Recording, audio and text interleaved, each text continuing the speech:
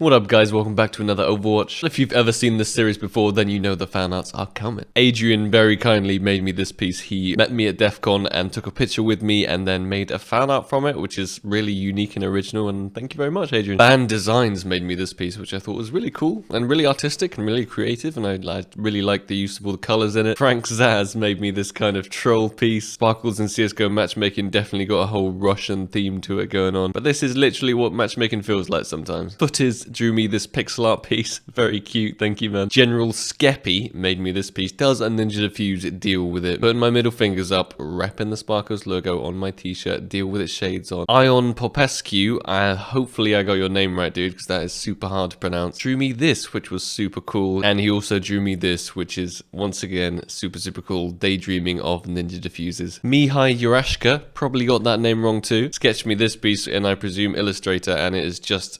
incredible. When you zoom in, the level of detail there is just so high. Got my little hoodie on with the logo on it. I absolutely love it. Thank you so much, dude, for spending all the time to create this piece for me. Really appreciate it. Rafael sketched me this piece, which is the Portuguese flag, I'm 95% sure, and my logo in the middle of it, which is very nice. Again, thank you, man. Sleepy Pasha made me two pieces. The first one right here, Sparkles Ninja, and then this piece, which is my favorite from the two, a ninja silhouetted against a really cool background. But what was even cooler is he actually time-lapsed himself doing it, so I'm going to show you guys a little bit of that.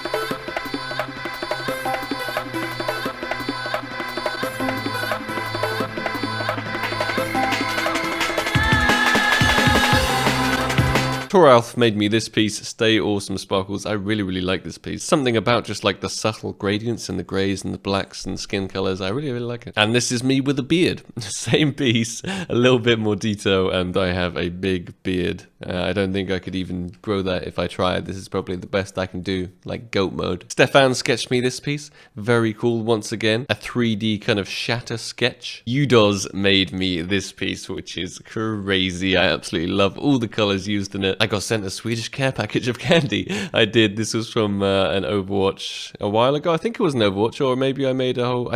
yeah, it was definitely an Overwatch. We have some... plop? What the fuck? And obviously, who could forget the Got and Blandart?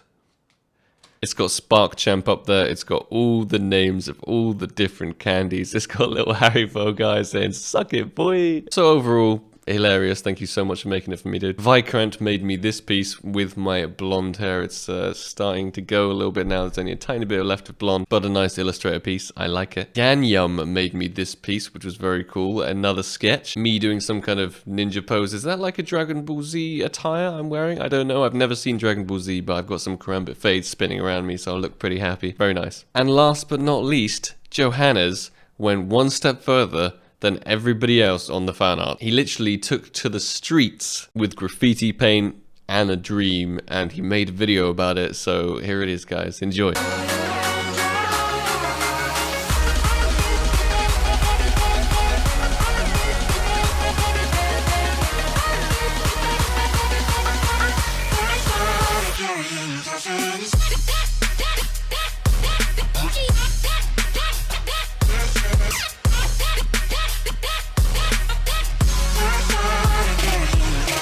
Well, that was mind-blowing to think that there is a wall somewhere with my logo on it and the name. Hopefully none of that graffiti was illegal, but it looked like it was in a legal spot, so thank you so much, dude, for doing that for me, really. So enough fan art, time to get into the actual Overwatch case, I think. And it's not a dust too, amazing. Well, we're straight into round 23, which is quite late in the game for falling off my chair right there.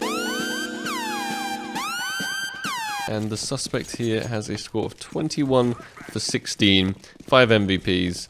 Definitely, you know, that's like nearly breaking even KD ratio, just a little bit positive. From the start, you know, I wouldn't say like super obvious, I'm just going to report him straight away. He's not like 50-0 or something like that. He literally just died almost immediately. Nice one dig there. And does he know that the guy is is up here a boost? I mean, I haven't actually been able to see any of the previous rounds because we jumped straight in, like, towards the end of the game. So I don't know whether they've been boosting every single round and whether he should, like, expect something like that.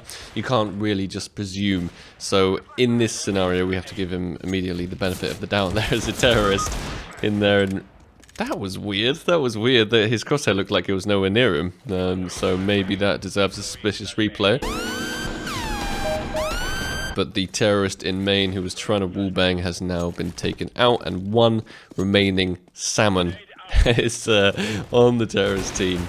And is he going to get 1D'd by our suspect? Let's find out. And we've got a little bit of a standoff here. He's waiting behind the box. Bomb is down. There's no chance whatsoever, really, for the terrorist. And he mollies the main entrance. And his teammate then picks up the frag, so we didn't actually get to see any action here from the suspect, which was a little bit disappointing. I want to see him get some more 1D's, because then we have just a little bit more information to deal with, and then a little bit more little bit more decisiveness, you know, we can be sure about things instead of being vague about things. But the suspect is deciding to push B main, and luckily for him, none of the terrorists are there whatsoever, so they are all pushing towards the A side, apart from this one who was working his way at mid and about to get sprayed in the back by the suspect. Yeah, pretty obvious, and he heard the gunshot up a boost, and I presume they have been playing a lot at boost because he has been looking and studying. The boost terrorist does go down. 3 remaining, 1 on site, pushing through the smoke there. Ooh, maybe a little bit of a... he's coming up clutch, this suspect. He's coming up clutch. Now down to a 2-on-1 situation. This might have been the time where they reported him. That was a decent 1D. I wouldn't say it was like aim locky or anything like that. Honestly, I just feel like the terrorist ran into the crosshair, which is how everyone used to in CSS, like, do sick 1Ds, you know. They used to be waiting around a corner, they used to set up their crosshair perfectly, and then people just used to run into it, round that corner, and every single time they ran into it, you just click, click, click. Basically, there's no movement. And I wouldn't say there's anything suspicious about that either. But yeah, with the whole 1D thing, there's no actual movement, so all you have to worry about is kind of the reset recoil time, I guess, and the accuracy is a hell of a lot higher. Well, the suspect here is on 27 for 17. He has picked up a few frags. He has been playing pretty well, but I always find towards the end of games like this, I always try and step up and go a little bit keen. The terrorists are rushing towards A main and out of A main, and our suspect was not able to deal with it whatsoever. He kind of just got sprayed down by the pushing terrorist. So the terrorists are doing another A because it worked for them last round. They're boosting again at mid, and the suspect is watching mid very intently. The way the suspect is playing, I don't think is very... Okay. I was just about to say, I don't think he's very suspicious. And then he went and did that, but that could be quite a standard reaction shot. I wouldn't necessarily say that was very dodgy, to be honest, because he was already watching the mid area. It was just a different side of mid that he flicked out into, and I believe his teammate probably called that the guy is at forklift, so he is coming around the corner and watching forklift, and he just didn't get the reaction time there to actually land the shot on the terrorist before he got taken out himself. So far, I'm thinking that he's just made a couple of good plays, and he stepped up when he's needed to step up right here at the end of the game, even though they are still losing. And he's doing something quite unusual here. He's pushed mid. He has full mid control, which is nice, but he has also broken vent.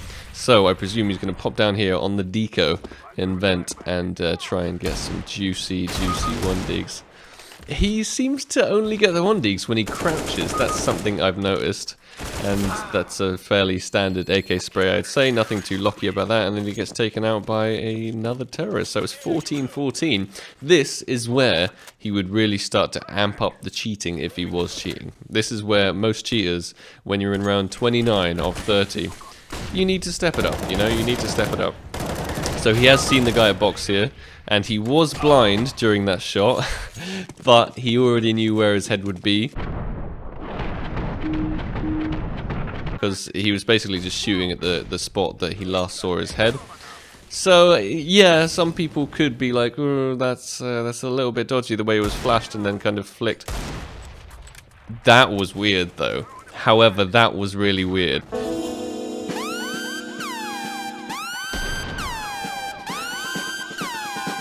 Because if he just had like silhouettes on like we do, then he would have tried to shoot.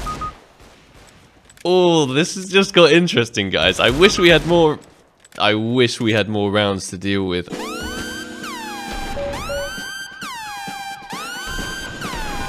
I really do, because this shit just got interesting. The way he pre-fired at main there was pretty suspect, and then the way he one-balled the guy in the smoke looked pretty aim-locky. Let's see, maybe he can pick up the last 3 frags.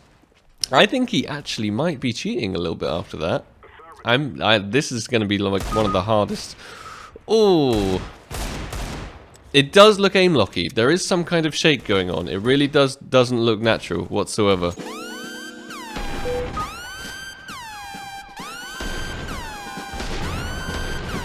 So I really hope he gets down to a 1-on-1. There we go. This is it. Final round, 1-on-1. He's got to pull out something. He's got to pull out something, and he doesn't have time to change and, you know, stop and change all his settings. So can we see the aimbot shake? Is he going to clutch it as well? Really hard to see there. Really hard to see, because it was the final frag of the demo.